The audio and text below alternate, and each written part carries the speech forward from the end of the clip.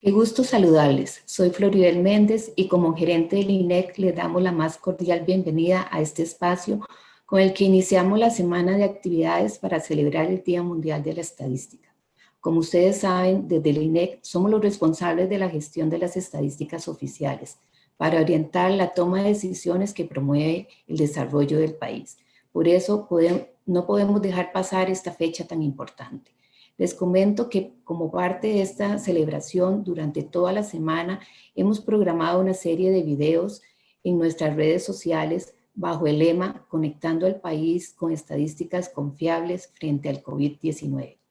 Y hoy queremos darle la más cordial bienvenida a este espacio en el que queremos compartir con ustedes los desafíos que todas las instituciones pertenecientes al Sistema Estadístico Nacional han enfrentado con motivo de la pandemia.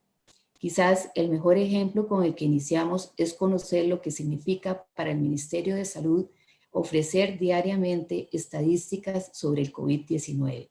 ¿Qué es lo que ocurre detrás de estas cifras? ¿Qué implicó? ¿Cómo se organizaron? ¿Qué metodologías siguen para estos registros? ¿Quiénes participan? Para conocer ese detalle, tengo el honor de presentarles al doctor Daniel Salas, ministro de Salud, quien gentilmente aceptó nuestra invitación a participar y será él mismo el quien nos cuente. Adelante, doctor Salas. Muchas gracias, doña Floribel, y a todos los participantes del día de hoy. Como lo mencionaba doña Floribel, el reto de la pandemia del COVID-19, que es la pandemia infectocontagiosa más difícil que hemos vivido en tiempos modernos, sin lugar a duda trae muchos desafíos, muchos cuestionamientos, muchas preguntas que, si bien no estaban resueltos o no estaban del todo bien alineados antes de la pandemia, tratar de solucionar ese mundo en medio de la pandemia se hace todavía más complejo porque hay muchas demandas y muchas dificultades para poder avanzar en esa ruta. Sabemos que la información y la estadística y los datos en sí, la obtención del dato y que el dato sea oportuno, que sea de calidad, que sea completo, que tenga todas las características deseables para poder ser utilizado, transformado en información para la toma de decisiones, es un reto que seguimos afrontando en nuestro país. Si bien el INEC ha sido el rector en materia de estadística y goza de un acompañamiento que ha podido también darle a diferentes instituciones, además del prestigio que ha conseguido a través de su construcción en las últimas décadas, los demás sectores hemos ido avanzando, tal vez no en la misma velocidad, pero sí hemos tratado de que los sistemas sean lo más avanzados posibles, y no solamente avanzados, sino que logren interoperarse, que la información sea lo más fluida. Ustedes saben que en esto, el avance en lo que ha sido el EDUS, el Expediente Digital Único en Salud, pues con todos sus eventuales hierros y todavía fases que le corresponde por avanzar, ya es un hito, ya marca un avance en ese sentido. Sin embargo, nosotros en el Ministerio de Salud tenemos que velar también por la información directamente en salud a nivel nacional, y tenemos un sistema de vigilancia de la salud también digitalizado, además de lo que está ya contemplado en los decretos respectivos para poder facultar los flujogramas y los momentos en que se dan ese flujo de información de datos. Y el sistema que tenemos automatizado permite el enlace con el EDUS. Sin embargo, esto para nivel de notificación de enfermedades transmisibles es muy importante que se pueda ya concretar, porque la Caja ha tenido un sistema, la Caja Costarricense de Seguro Social ha tenido un sistema de vigilancia que lo que hace es una exportación de datos y que no es en tiempo real o cercano a real. Y nosotros hemos ido avanzando en los últimos años para lograr concretar este paso, sin embargo no se ha logrado concretar aún. Eso ha sido, pues en realidad se ha sentido en medio de la pandemia, no tener esa transmisión de datos en tiempo real. Se han usado muchos sistemas en un inicio. Al final la Caja implementó un sistema de información paralelo al EDUS, que pues en realidad no es, sabemos que lo ideal, si ya está el EDUS, pues la idea es que sea a través del EDUS, pero el sistema ha sido efectivo y ya hemos logrado tener también acceso a ese sistema. Además de que en medio de esta pandemia se ha presentado algo muy importante, y es que la cantidad de pruebas que se hacen pues ha ido en demanda, y también sabemos que la capacidad instalada y de aumento no ha sido la ideal, porque ha habido mucha escasez de oferta en el mercado, ha habido muchos incumplimientos contractuales, y eso ha generado que el sector privado también genera datos en una cuantía mucho mayor, eventualmente, de lo que ocurría con otros fenómenos de salud. Entonces, también esta incorporación del dato del sector privado para lo que es la contabilización de los positivos y de los contactos se ha hecho muy importante en este momento. Pero lo cierto es que la información que hemos tenido ha sido de alguna u otra forma un trabajo constante de optimización.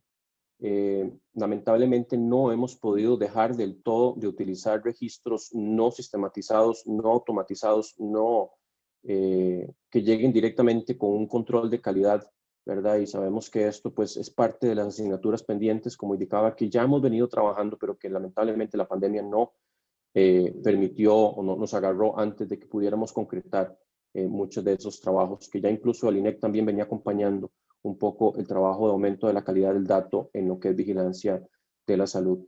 Nosotros hemos tenido que ir modificando diferentes decretos y ajustando algunos protocolos para mejorar los flujos de información y de datos en medio de la emergencia, y eso también ha sido una constante para otras áreas, pero también ha sido para los datos.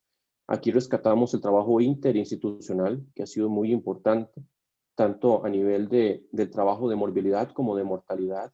Me permito también mencionar la conformación de la Comisión de Análisis de Mortalidad por COVID-19, o relacionada más bien con COVID-19, porque no es justamente el objetivo de esta comisión es determinar cuáles fallecimientos han sido asociados en donde el paciente lo que tenía antes de que falleciera, o previo, también post-mortem, posterior, era una condición de infección, pero no lo llevó al fallecimiento. Pero también queremos saber si la mayoría de los fallecimientos que se registran como tales fueron debidos al COVID. Entonces, en ese sentido, se conformó una comisión donde participa el INEC, participa el organismo de investigación judicial, participa la Caja Costarricense de Seguro Social, y ese trabajo de análisis ya ha venido avanzando, aunque es lento porque ya tenemos más de 1000 fallecimientos, y en realidad la revisión de cada expediente y el trabajo que generalmente depura el INEC en muchas de las circunstancias, lo hemos venido también llevando a cabo desde esta comisión.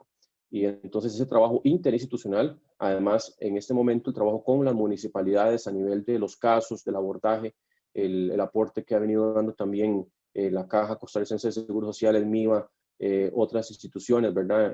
Ahora que hemos también cedido, por ejemplo, la potestad de autoridad sanitaria para girar órdenes sanitarias a lo que es seguridad pública, personal de migración, personal del Ministerio de Agricultura y Ganadería. Entonces, todo eso, pues obviamente uno quisiera, por ejemplo, tener una plataforma de información para órdenes sanitarias bien establecida. Ya veníamos trabajando, pero lamentablemente ha habido un rezago en todo este sistema, este trabajo. Yo creo que es un rezago que tenemos que abordarlo de una manera también más integral de todo lo que es el gobierno central, en todo lo que es plataformas modernas, fáciles de usar, que sean atractivas para el usuario, pero que también tengan esa capacidad de interoperabilidad al menor costo posible. También nosotros hemos venido trabajando en la apertura de datos. Tenemos un infográfico que está generado en Infogram en la página del Ministerio de Salud, que se reporta todos los días.